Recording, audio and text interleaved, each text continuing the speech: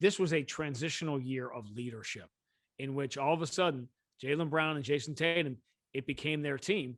And I've said this in some ways, and this sounds like I'm hitting those guys, and I'm not, but it's very normal and a very natural evolution.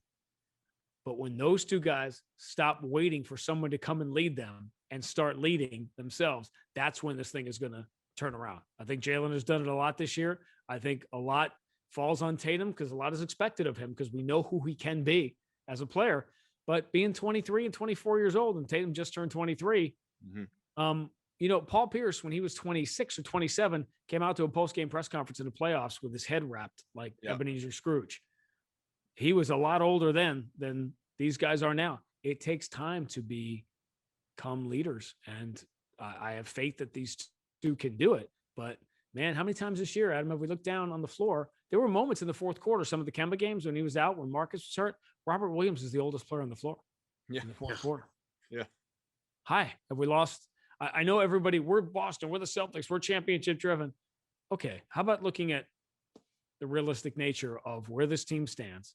And that is an exceptionally long play-by-play guy's answer to the question that the Celtics are not one of the elite 5 or 6 teams, or actually you've never had a year like this. There's 8 teams at the top, there's 8 teams at the bottom, everybody else in the middle. And this is viscerally demonstrated by the Sixers the other night. The Celtics right now, as constituted, are not a championship caliber team, but they could turn this thing around. They could win a playoff series. They could scare the heck out of the Nets of the Sixers in the second round. And that, to me, that turns the cable car into a building block into next year. Yeah, the leadership thing is interesting because expectations are obviously with the success they've had over the past couple of years, going to the Eastern Conference Finals through the past 4 years, expectations change, right? Going to Game 7 against LeBron and the Cavaliers, and you're a Terry Rozier, couple of made threes away from going to the NBA Finals, and getting absolutely steamrolled by the Golden State Warriors. That team has no expectations. You're playing with house. Evan, check me on this, Evan. Yeah. I always thought the Celtics would have won the first game. They would have won the first game out there, right, and then lost the next 4. Yeah, right. Yeah. After that, I always felt like they would have stolen one of the games out there. Probably that first game, and people would have been going crazy, and then real life would have. Well, the one thing I'll say about Boston, and just as a real quick side tangent here, the one thing I'll say about Boston and those Golden State teams is Boston was never really afraid of those teams. Like, I remember I got in a little bit with Michael Thompson about it on Twitter. I was like, hey, Michael, why does it seem like that Boston always plays them tough? I remember Boston went into Oracle when nobody was winning there, and they went in there and won a game, and they were shorthanded in that game. I mean, it was like, I was at the double. Sean's tweets about it, or like, yeah, that I have that number. Nobody's been better. State well over the last handful of years. In the Golden State era, starting in 2014, right to now, the Celtics have the best record and scoring differential against the Warriors than anybody in the league. I was at the game, the double overtime game, where they were on 25 straight, and the next night they lost to Milwaukee because they were in Boston. Yep. Boston had no business being in that game, but. And Sean, you were there. It was like an event. Everybody was there. Everybody. I mean, I was fortunate enough to have good, tickets for that game. Within 3 rows of me was Robert Kraft, John Henry, Wick, Devin McCourty, Logan Ryan, LeGarrette Blount. I mean, it was anybody who was anybody was there. And they just, for some reason, if that particular Golden State team, they were not afraid of that team.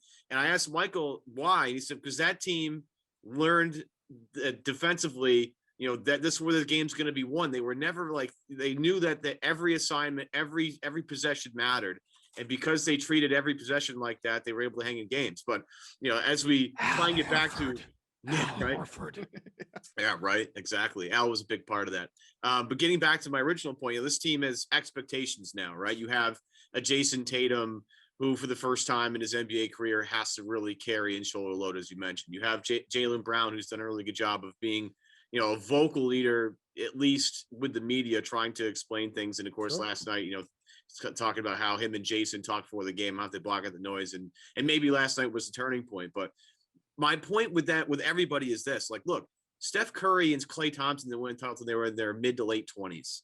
LeBron took him a while, took him another team, Dwayne Wade, Chris Bosh, to win an NBA champion.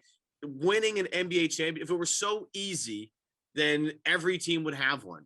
and you would have a different team every season. But unfortunately for fans and for people, like, storylines change throughout the season. And just because and I know it's been frustrating for a lot of people for a lot of different reasons, but like these two guys who project to be on this team for a very long time, as much as certain members of the media want to tweet that they'd rather get rid of Tatum right now because they don't like his body language or something. I don't get that. But this team is going through some really tough growing pains, and eventually they will come out the other side. I refuse to believe that guys as talented as Jaylen Brown and Jayson Tatum aren't going to figure things out eventually, whether it's this year or next year, and launch themselves into the next stratosphere. It's just been a weird 2 years of NBA basketball. All right. We're still in the middle of what I call the weirdest time maybe in NBA history, with the shutdown last year, the bubble playoffs, the shortened off season, and the COVID stricken season that has really infected the Celtics in a really negative way. So as much as I want to say that this season has been frustrating, maybe this season, Sean, in a way, is sort of necessary for these two guys to realize truly what the potential is and what they need to do to get to where they want to be as perennial contenders every single year, and going, to the Eastern Conference and NBA Finals along with the LeBrons, the Durants, the Currys of the world.